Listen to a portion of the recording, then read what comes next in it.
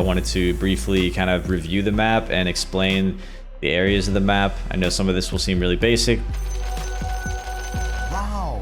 but other stuff will maybe be a little bit more informative. You're going to flip the map and look to push these areas and hold the enemy ancients. So we'll start off with Radiant Ancients. A lot of people call this the triangle because of the ancient camp, hard camp, and small camp. It kind of makes a triangle formation. The enemy team has it on their ancients too, to some degree. So this is the Radiant Triangle. This is pretty much like the safest place to farm on the map, mostly because of all the high grounds and good places that you can have wards to protect it. Generally, this area is invaded last. You know, it's ancient camps, lane creeps, and then jungle creeps in terms of gold priority for anybody that's farming. Dyer jungle, this is kind of the cutoff point. You know, you have this hill, and then this is sort of the Dyer's jungle. This stuff over here is kind of just still a part of top lane. This farm will always be tough for Dyer and easier for Radiant. This farm up here, however, is much harder for Radiant to farm, and this is Dyer's jungle. Radiant gains access to this jungle by either taking the offlane tower or by taking the mid tower. Then it will give them kind of this. Moving over here to the Dyer triangle, this is very similar to my Radiant explanation. This is where Dyer will farm, and this is probably the last area that you will invade as Radiant when you've sped up the game to an appropriate speed.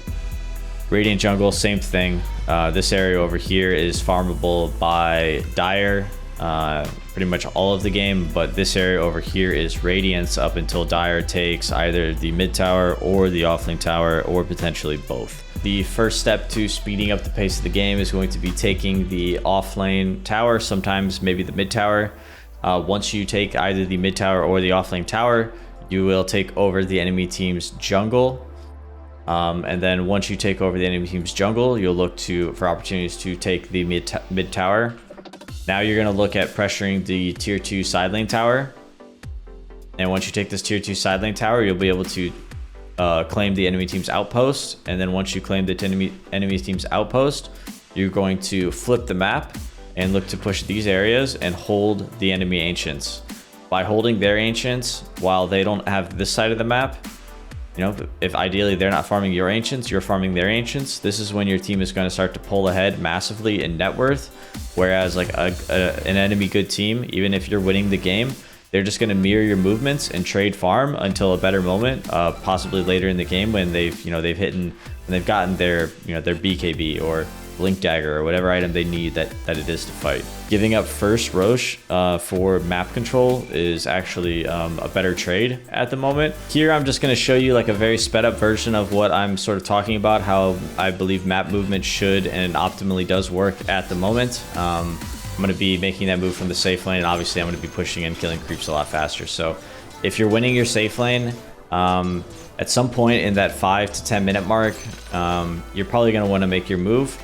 And a great time to do it is when your creeps are pushing into the enemy team's tower. The other time to make this move would probably be when you're dead and you don't really feel like you want to return to your safe lane. So in this scenario, I'm laning into nobody. I have 5 divine rapiers. I'm level 26 anti-mage. I've obviously won my lane. So I push the lane into the enemy team's tower, and then I'm going to port top. This is not necessarily ideal that this is pushing into me here, but it's fine. So basically what this means is that Radiant team is giving up on their safe lane, but because it's pretty far push, it's going to take Dyer a very long time to push the tower.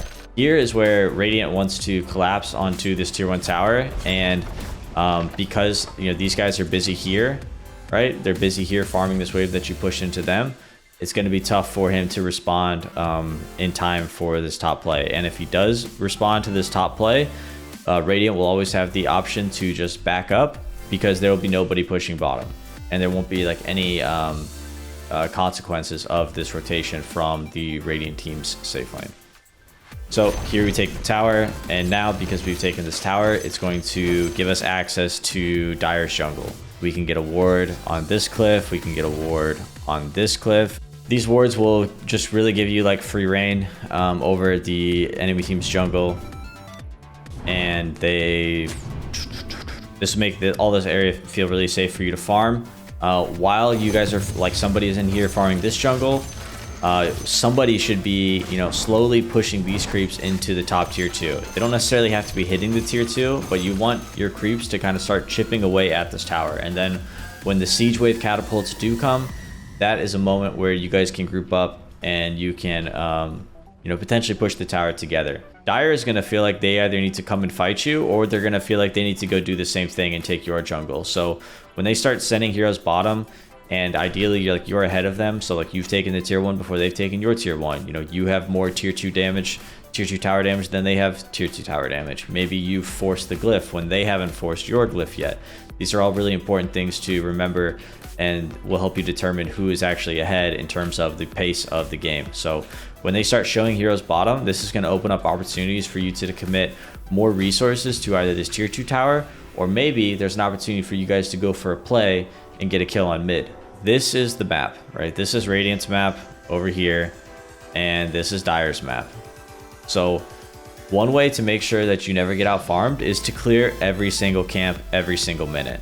So it's important that you have somebody either farming or stacking the ancients every single minute. And this ensures that no matter what's happening over here in this area that you're not paying attention to at all, doesn't get out of control. Mid tower doesn't really give that much. It doesn't really give us more than what we already have. We kind of just had this area, and now it's just mid lane is just a little bit safer for us, at least to maybe defend.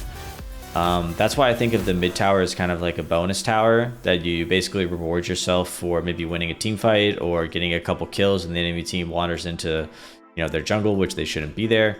Now you take the tier 1, and now this area becomes accessible for you. And if you can farm these ancients while making sure that Luna or whoever the enemy team's carry isn't farming yours, this is where your net worth lead will finally start to build.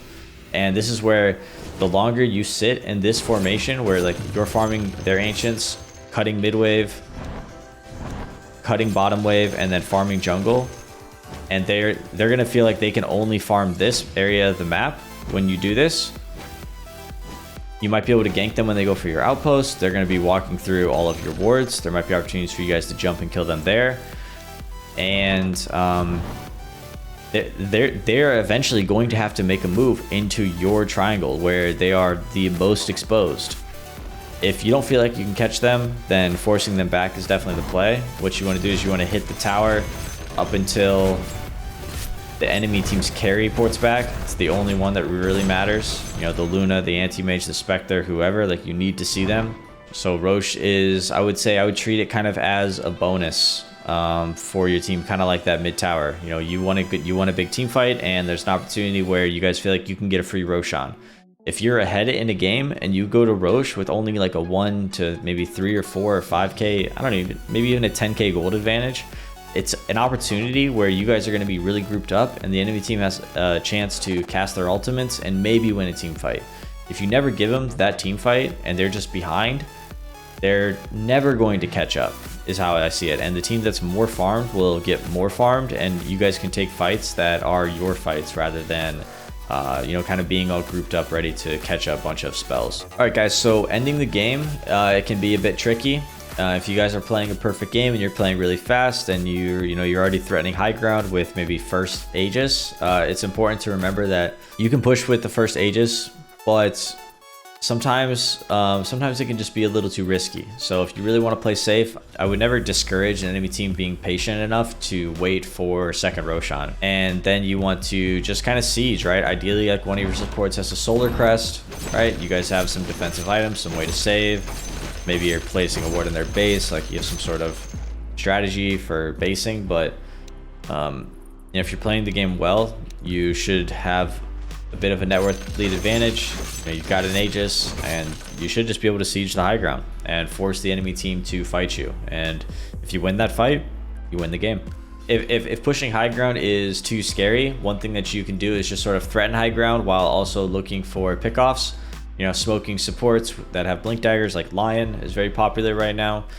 smoking and looking for enemies who might be farming their jungle or maybe even farming your ancients while you're trying to siege this bottom place of the map is going to it's gonna maybe slow down your game a bit, but if you're not going high ground with the Aegis, it's kind of fine. And these kills are going to lead to increased net worth leads, so that when you do take the next fights, you're going to be that much further ahead. So even if you don't have the Aegis anymore because they managed to delay, you should be a lot stronger than them, and probably be able to either win that third Roshan fight or just kill them and end the game right then. One of the moments that the enemy team will wait for when they're in these really bad situations, when they're kind of playing like rat Dota and just kind of split pushing because you have the Aegis and you're too strong to fight, is they're just trying to stop the bleeding by split pushing themselves, and they're going to wait that 5 minutes, and then when the second that Aegis runs out, that's an opportunity for them to stop the bleeding. Good teams are going to force that fight almost immediately when the Aegis runs out, because if they stay in their current situation, they're just going to be further and further behind, and that fight that they're taking as soon as that Aegis runs out, that's going to be their best fight because if they continue with like the status quo, those fights are just going to be harder and harder the longer they wait. Yeah, guys, so I know this was obviously a very ideal game for my anti-mage, and it was obviously I'm going to win, and I was winning all three of my lanes and etc. But this idea doesn't have to be completely tossed out when you're maybe losing your lanes. One way back into the game is through better macro gameplay. So even if like all of your lanes went poorly, it doesn't necessarily mean that the game is over. If you can outplay your opponents macro wise, I think you'll always have a chance. This is why I think some of the best teams in the world, even if they have a really bad start to a game, eventually they kind of just out macro their opponents and find ways for themselves to get back into it.